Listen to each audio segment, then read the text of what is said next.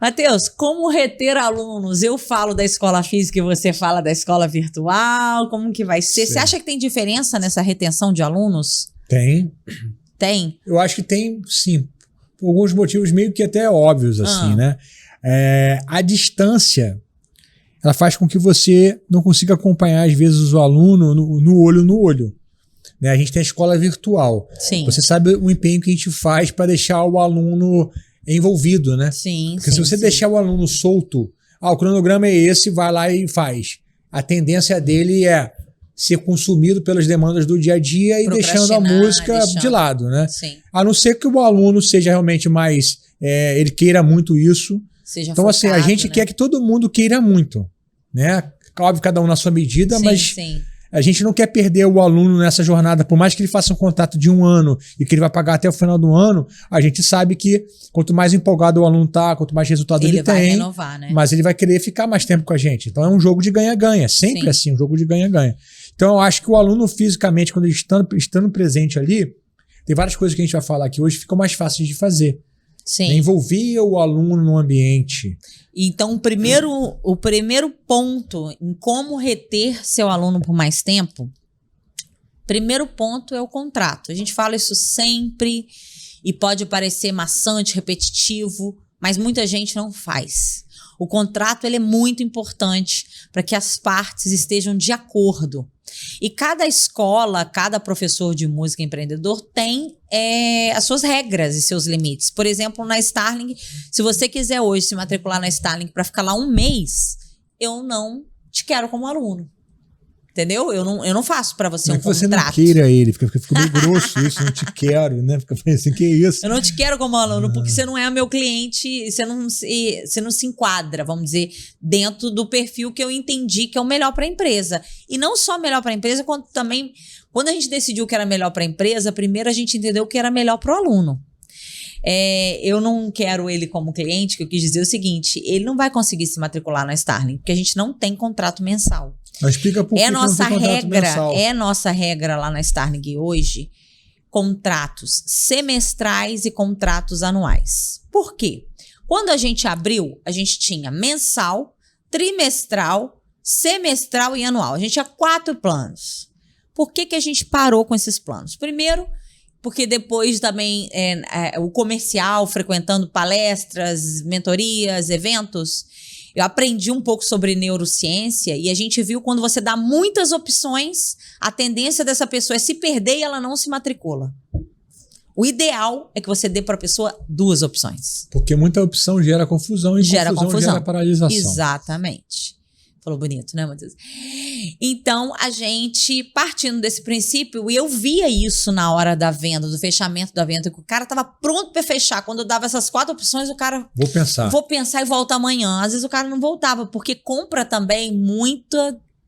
Na verdade, 100% é emocional, né? A pessoa tá ali vivenciando aquele momento, saiu energizado da aula experimental. Cara, você tem que fechar a aula ali. Você tem que fechar esse contrato ali. Acabou a aula experimental, vai ter um bate-papo com ele.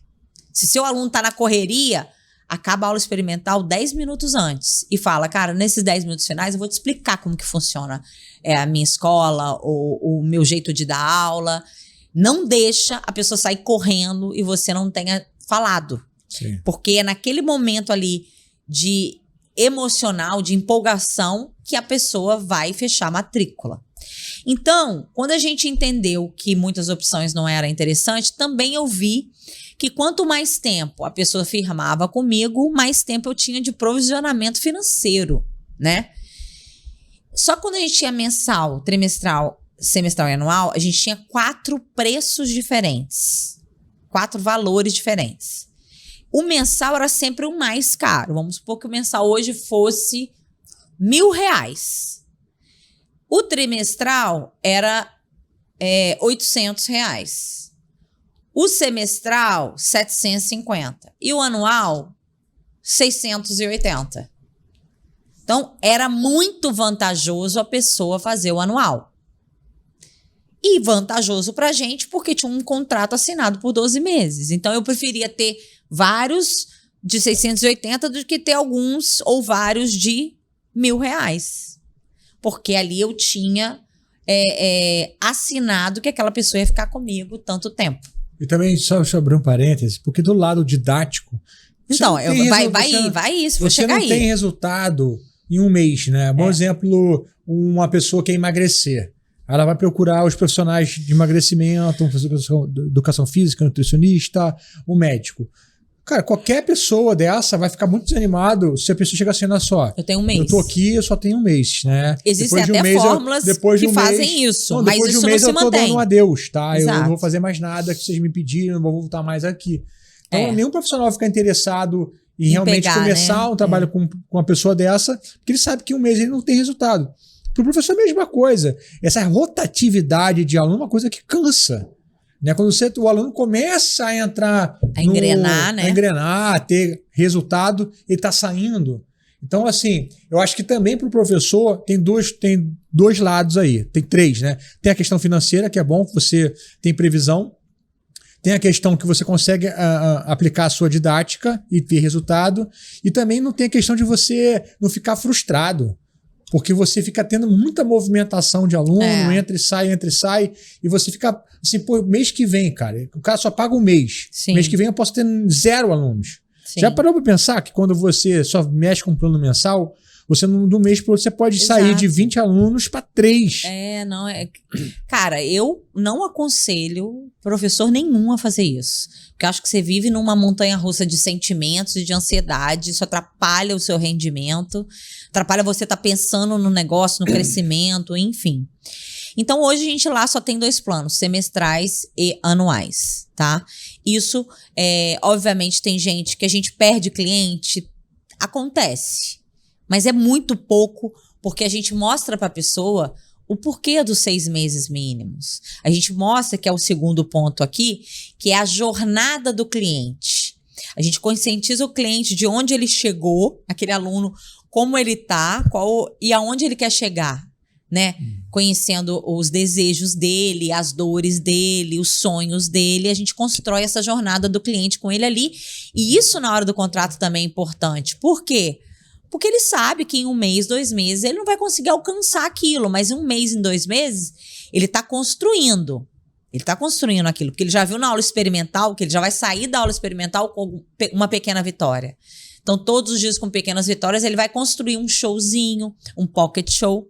E aí entra aí o terceiro item. Então, o primeiro item a gente falou de contrato, o segundo item sobre essa jornada com esse nosso aluno, cliente. A jornada tem a ver com o cronograma, tá, gente? Quando o aluno entra, você deixar claro para ele, e é por isso a gente fala tanto de método, né? Tem um método apostilado. Você pode ter um método na sua cabeça, mas isso não está visível, nem para o aluno. Quando você chega para o aluno e fala assim, olha só, cara, tá aqui, eu tenho um programa para você.